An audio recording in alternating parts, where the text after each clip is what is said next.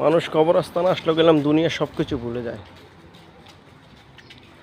কিরকম? কবর আসলে দিল নরম হয়ে যায়।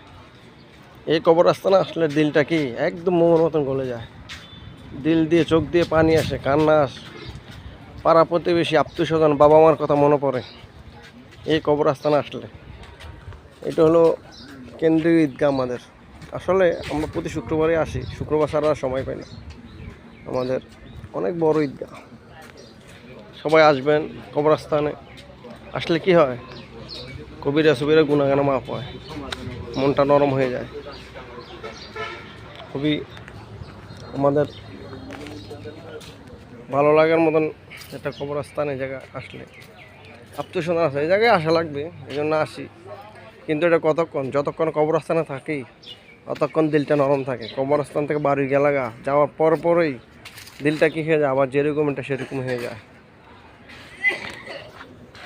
কবরস্থান খুবই, এটাই আসল বাড়ি, আসল ঠিকানা। সব কিছু এই জায়গায় আমাদের পাড়া প্রতিবেশী আত্মীয়স্বজন বাবা মা সবাই এই কবরস্থানে আসে, শুয়ে আছে, সাহিত্য আছে। ঈদগাহ কবরস্থানে অনেক বিশাল, হ্যাঁ না ভিউ। হ্যাঁ বাবা, অনেক লোক আসছে এই জায়গা।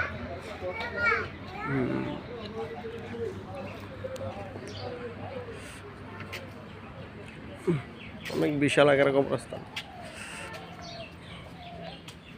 ওগুলো পাকাও আছে, নন পাকা আছে, যে যেমনি পারে এমনি মাটি দিতেছে এই জায়গা।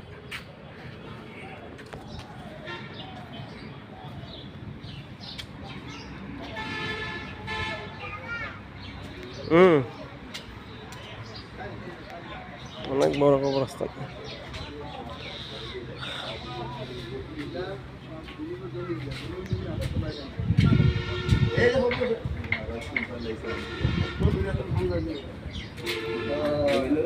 বড়জনের লোকে বড়জনে কেমন কি